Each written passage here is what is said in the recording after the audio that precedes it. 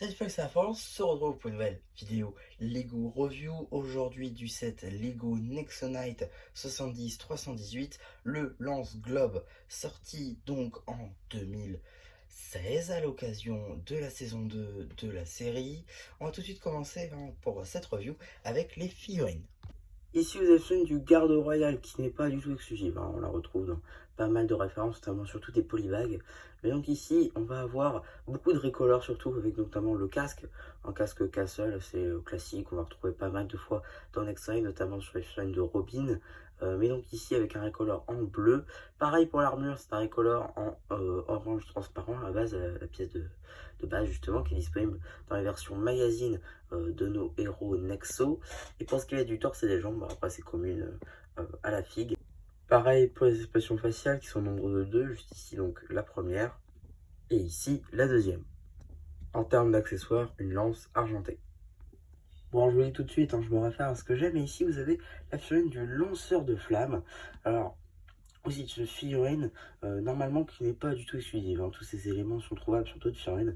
Par exemple, donc, on commence par la coiffure qui est devenue assez commune aujourd'hui, trouvable notamment sur le film de Jet Jack dans Ninjago quelques années plus tard. Ce qui va être de la tête des monstres de lave, c'est assez commun, hein. Vraiment le torse qui est plutôt pas mal d'ailleurs, qui m'aurait servi pour un custom de leur Mogra. Pour ce qui va être maintenant des jambes, voilà, c'est les mêmes, hein. Normalement que, il me semble, c'est les écraseurs de cendres, et je crois que c'est ça le nom. On a aussi donc de quoi mettre évidemment les flèches. On verra ça un petit peu après pourquoi. On n'a évidemment pas de seconde expression faciale, même si on a des petites impressions à l'arrière de la tête et dans le dos. Et en termes d'accessoires, une arbalète pardon, lance-stud, trouvable notamment sur des figurines de Chewbacca.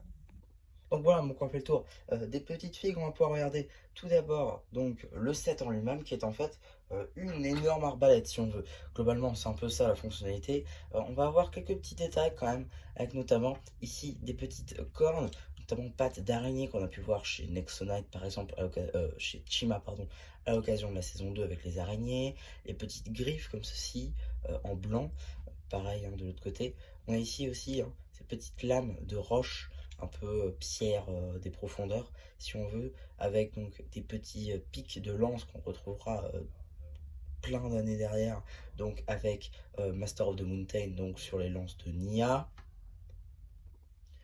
On va voir aussi donc derrière des petites grilles juste ici, voilà, des petites pièces de roche ici, donc on retrouvera encore sur les mechas élémentaires de Cole, donc 10 ans après. On va voir aussi les commandes ici avec donc le levier, juste là, un bouton ici représenté avec une taille 1 par 1 ronde dorée, une petite place pour la figurine, donc, et la seule et unique fonctionnalité du set, mis à part évidemment la faire avancer avec des roues, avec d'ailleurs voilà, des petites pyramides juste ici de lave sur des pinoches techniques. Et pareil ici, la même technique, mais sans pinoche technique, juste une tile avec un tenant au milieu. Évidemment, vous ne l'aurez pas manqué, on va surtout avoir ces petites pièces imprimées qui sont en fait donc sur des boules, les boules de lave justement assez caractéristiques de Nexonite, ici donc imprimées avec la même impression. Et donc, petite fonctionnalité. Bon, alors voilà. Bon, ça l'envoie pas très très loin, hein. Mais l'idée est là. Globalement, je pense que c'est plutôt sympathique. C'est un bon jouet. Bon, maintenant pour l'exposition, est-ce que c'est réellement un excellent jouet? Non, hein. Globalement, je pense que ça peut faire le taf, par exemple, pour du Lord of the Rings, par exemple, j'y pense. Euh, pour des petits dioramas de bataille, ce genre de choses, même du castle.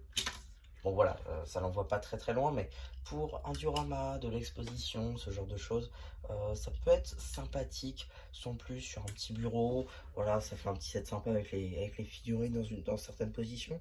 Voilà, globalement c'est un bon jouet, ça peut faire plaisir à un enfant, ou ce genre de choses, ça peut amuser.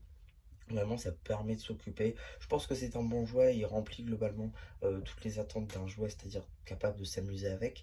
Non, je pense que c'est un très bon jouet, la construction est relativement sympathique, assez courte. Le prix public de ce set à sa sortie était 6,99 €. Aujourd'hui, il est trouvable neuf aux alentours des 30 €. Non. Voilà, 30 €, je pense pas que ce soit le prix. 6,99 €, c'était très très bien, ça permet de s'occuper à moindre coût.